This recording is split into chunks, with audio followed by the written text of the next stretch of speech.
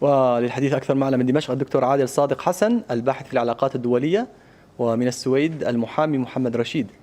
مرحبا بكم. ولو بدأت من عندك أستاذ محمد، إذا وفقا لعبدي الكرد ممثلون في لجنة صياغة الدستور القادم، ما أهمية هذه الخطوة وقدرتها على تدارك ما يطالب به الكرد من حقوق كانت مغفلة وفقا لما يقولون في الإعلان الدستوري؟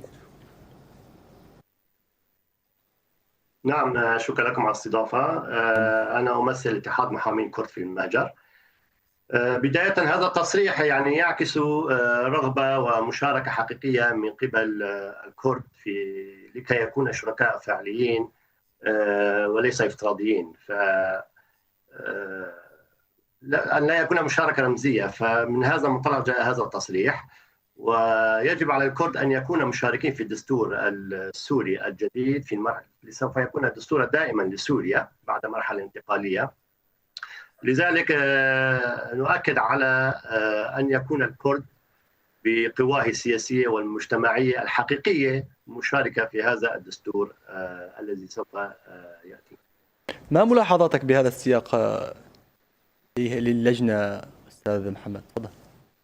نعم، حتى الآن لا يوجد أي شيء حول اللجنة الدستورية. كل ما هناك تصريحات متبادلة من المركز والإدارة الذاتية من خلال رئيس وسط الديمقراطية عبدي، ولكن المسار السياسي والحقوقي حسب الفقه الدستوري والقانوني لكي يتم تأسيس دستور دائم يجب أن يضمن هذا الدستور ويكون مظلة شاملة لكل السوريين بكل مكوناتهم المجتمعية، ولكي نكون على المسار الصحيح ولا السكة الصحيحة فيجب أن يكون هناك جمعية تأسيسية، وهذه الجمعية التأسيسية عن طريق انتخابات أو عن طريق التعيين أن نمثل تمثيلا حقيقيا المجتمع السوري بكل مكونات الطوائف والقوى السياسية الموجودة فيها، وأن لا يكون اعتباطيا واختياريا من طرف أو من جهة أو من لون واحد. فبهذا الأساس عندما يكون الدستور أو اللجنة الدستورية مكونة من ممثلين حقيقيين سوف نصل إلى دستور ومظلة دستورية لجميع السوريين بكافة مكونات. أستاذ محمد، لا أعرف إن كان لديك أي تعقيب على ما تفضل الدكتور عادل، وأسألك أيضا حول ما قاله عبدي أيضا حول ضرورة توحد القوى السياسية الكردية في خطابها وموقفها تجاه الحكومة، وأن تتحدث بصوت واحد للمطالبة بحقوقها. أهمية تطبيق هذا الأمر ومدى واقعيته على الأرض. نعم، بالطبع أتفق مع كلام الدكتور من دمشق، أتفق معه 100% من ناحية قانونية ومن ناحية الآلية أو تقنية لتأسيس الدستور. ولكن الإشكالية في سوريا ليس إشكالية تقنية وقانونية. يعني تشكيل دستور هو أمر سهل من ناحية شكلية، ولكن على أرض الواقع كحالة سياسية الدستور بحاجة لحوار وطني، بحاجة لتفاهم، بحاجة لجلوس مع القوى السياسية. طيب هذا السياق فيه تخوفات أبداها بعض المتابعين للشأن السوري أستاذ، أنه من طول أمد الانتهاء من كتابة الدستور. نعم، بالنسبة للفترة هي غير مهمة بقدر ما أن يكون هذا الدستور بالنتيجة يرضي جميع المكونات السورية. الدستور التونسي بعد الثورة التونسية استمر سنتين من النقاش. الدستور العراقي بعد سقوط نظام صدام البعثي استمر قرابة سنة ونصف لتأسيس الدستور.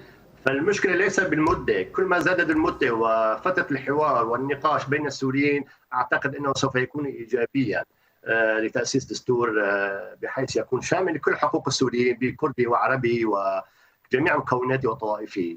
أما بالنسبة لحديثك حول توحيد القوى، نعم، القوى الكردية موحدة، أعتقد أنه كان من الضروري أن يكون الموقف الكردي موحدا واتفقوا على رؤية سياسية موحدة حول مطالبهم في الدستور السوري الجديد. شكل المطالب أو حقوق القومية يجب أن يكون متفق عليها من القوى الكردية في سوريا، وأن يكون رؤية سياسية موحدة. في الحقيقة إذا لم نكن موحدين فسوف لا يكون هناك حقوق على قدر الرغبات الكردية أو المطالب الكردية. لذلك من الضروري عقد مؤتمر قومي كردي سوري لدراسة هذا الوضع وكيفية المشاركة في الدستور. هي الضرورة مرحلية، يعني إذا لم نشارك فيها برؤية موحدة نعم. فيجب ان ننتظر عليهم 100 سنه قادمه لحتى نثبت حقوقنا يعني. طيب. وفي الدستور الجديد القادم يعني هناك اشكاليه سياسيه نوعا ما، انه من الذي سوف يأسس الجمعيه التأسيسيه؟ من الذي، هل هي الحكومه الحاليه ام سوف تكون هناك حكومه اخرى؟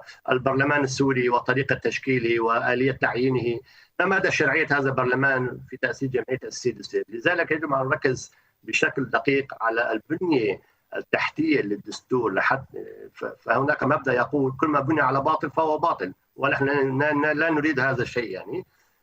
يجب ان يكون الجمعيه التاسيسيه صحيحا وسليما لكي نصل الى دستور سليم.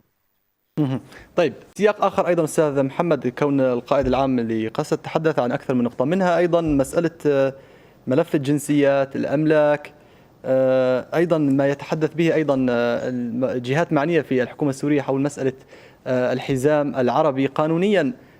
ما الذي قد يستفيده سكان المنطقة من ذلك؟ نعم بكل تأكيد، يعني أي قضية دستورية أو قضية حقوقية في سوريا يجب أن يكون في مسارها الصحيح. مسألة موضوع الجنسيات، سحب هذه الجنسيات كما نعرف تاريخيا حدث من قبل أنظمة سابقة بسحب جنسيات المواطنين الكرد لأهداف عنصرية أو لأهداف سياسات التعريب. طبعا قانونيا فهي هذه ممارسات هي ممارسات سلطات سابقه، ويجب ان تزال مع مرحله جديده ودستور جديد والاعتراف بالمكونات والحقوق. فيجب ازاله الاثار، بدون ازاله هذه الاثار الشوفينيه والعنصريه لا فائده لدستور جديد ولا فائده لسلطه جديده ولا فائده لاي حاله سياسيه جديده. يترتب على اي دستور جديد ان يتضمن حقوق الشعب الكردي وازاله الاثار السياسيه التي مورست بحق الكرد من التعريب واستملاك الاراضي وتهجير القرى وبناء الكانتونات القرى العربيه في شمال شرق سوريا او في رجاء سوريا. بالطبيعي يجب ان يعاد الحق لاصحابها وتعويض اولئك الذين لا ذنب لهم، العرب بما كان يسمى العرب الغمر حسب ما كان يسمى مشروع سد الفرات الذي غمرت أراضيهم فيسمى بهذا الاسم. فيجب عودة الأراضي والأملاك والقرى لأصحابها الكرد وتعويض هؤلاء الذين تم نظام البعث تهجيرهم إلى مناطق كردية وتعويضهم لكي يستطيعوا العودة إلى قراهم وأراضيهم السابقة. ختاما أستاذ محمد، حول نقطة أخرى أيضا، مسألة عودة النازحين إلى مناطقهم. هناك تأكيد على إعادة جميعهم، وفقا لعبد التأخير نجم عن تغير في السلطة ورفض من بعض التشكيلات العسكرية لذلك. قانونيا في حال استمرت هذه الحالة ما الذي قد يترتب على الأمر؟ بالحقيقة يعني في ظل هذا السلطة الجديدة المؤقتة فهي مسؤولية السلطة في عودة النازحين، كافة النازحين في سوريا يعني للعودة إلى مناطقهم، وهي مسؤولية قانونية وأخلاقية للسلطة على تأمين عودة النازحين. هناك بعض النازحين بيوتهم وأراضيهم مستملكة من بعض الفصائل المسلحة، وهذا الحالة موجودة في مدينة عفرين.